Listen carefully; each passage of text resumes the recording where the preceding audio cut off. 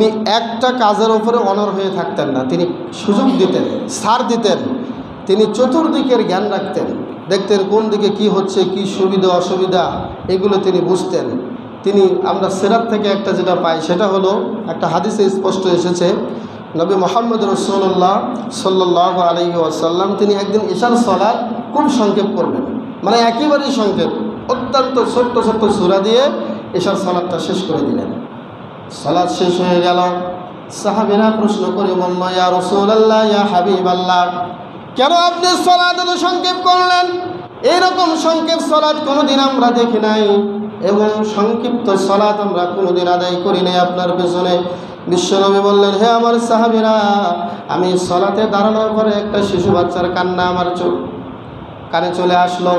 যখনই আমি শিশু বাচ্চার কান্না শুনলাম, মনে হচ্ছিল হয়তোবা ওর মা নামাজে দাঁড়িয়েছে, এই জন্য অবশ্যই ওই বাচ্চার কান্না দ্রুত বন্ধ করার জন্য আমি তাড়াতাড়ি সালাত শেষ করেছি। বলেন সুবহানাল্লাহ। তাহলে একটা শিশু বাচ্চার কান্নার প্রতি বিশ্বনবীর খেয়াল থাকতো। কেমন বিবেচনাবান মানুষ ছিলেন, কেমন সুবিবেচক ছিলেন, কেমন ছাড় দেওয়ার মানসিকতা তার ছিল। সুবহানাল্লাহ। শুধু তাই নয়, মুআজ বিন জাবালকে ইয়ামানের ইমামতির দায়িত্ব দিলেন। হে মুআজ বিন জাবাল, তুমি ইয়ামানে গিয়ে ইমামতি করবে। তিনি একদিন মাগরিবের সালাতে সূরা বাকারা পাঠ করা শুরু করেছেন। কি সূরা? সূরা বাকারা 286টা আয়াত। সূরা বাকারার মধ্যে লম্বা কেরাত শুরু করেছেন। মুআজ বিন জাবালকে বিশ্বনবী ডাক দিলেন। সাহাবীরা গিয়ে অভিযোগ জানালো, ইয়া রাসূলুল্লাহ, ইয়া হাবিবাল্লাহ, আপনার সাহাবী মুআজ বিন জাবাল তো সূরা বাকারা শুরু করেছে মাগরিবের সালাতে। আমরা কৃষিজীবী মানুষ, এত লম্বা সালাত শুরু করেছে যে সালাতের কারণে আমাদের সমস্যা হয়। বিশ্বনবী মুআজ বিন জাবালকে ডাকলেন, ডেকে বলছিলেন, এই অবস্থায় তার চেহারা আগুনের গোলার মতো লাল হয়ে গেল। বিশ্বনবী অনেক রাগান্বিত স্বরে মুআজ বিন জাবালকে বলছিলেন, আফাত্তানুন ইয়া মুআজ, মুআজ রে, তুমি কি সমাজে ফিতনা ছড়াতে চাও নাকি?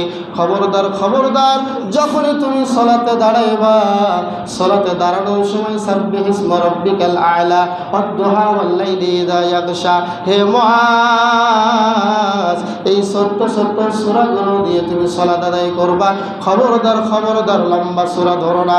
যখন তুমি ইমামতিতে দাঁড়াইবা, তখন যতদূর সম্ভব কিরাত সংক্ষেপ করবা, তবে রুকু সিজদাও তো সংক্ষেপ করা যাবে না। রুকু সিজদার সঠিক হক আদায় করবা, কিন্তু অবশ্যই কিরাত লম্বা করা চলবে না। কিন্তু যখন একা একা সালাত আদায় করবা, হে মুআজ, তোমার যতক্ষণ ইচ্ছা তুমি লম্বা কিয়াম করতে পারবে। সুবহানাল্লাহ। তাহলে চিন্তা করেছেন, কেননা বিশ্বনবী অন্য হাদিসে বলেছেন যে মুসল্লিদের মাঝে দুর্বল লোক থাকে, কেউ বাড়িতে অনেক কাজ রেখে আসে, অনেক সুবিধা অসুবিধার লোক থাকে, এই জন্য সালাতে জামাতে লম্বা কেরাত পাঠ করা যাবে না। তবে যেমন জুমার সালাতে সূরা আল জুমা লম্বা কেরাত, এগুলো কিছু কিছু সুন্নাত, এই ক্ষেত্রে কোনো ছাড় নাই। যেমন কিছু কিছু সালাত আছে, ফজরের সালাতে বিশ্বনবী লম্বা কেরাত বাধ্যতামূলক করেছেন, নিজেও করেছেন। এই জাতীয় কিছু সালাতে সংক্ষেপ করা যাবে না। তাহলে আমি যেটা বোঝাতে চাচ্ছিলাম, বিশ্বনবী ছাড় দিতেন নাকি দিতেন না?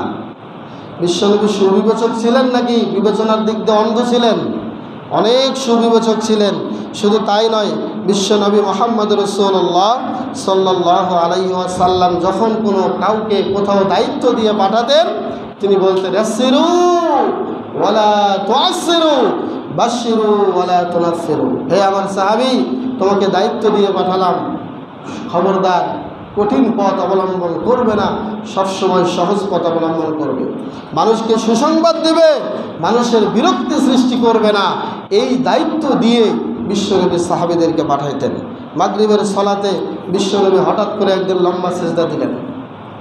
লম্বা সেজদা দেওয়ার পরে সাহাবীরা সালাতের ভেতরে মনে করতেছেন যে বিশ্বনবী কি অসুস্থ হয়ে গেল, নাকি কোনো ওহী নাজিল হলো, ওই ওহীটা নেওয়ার জন্য লম্বা সেজদা হলো।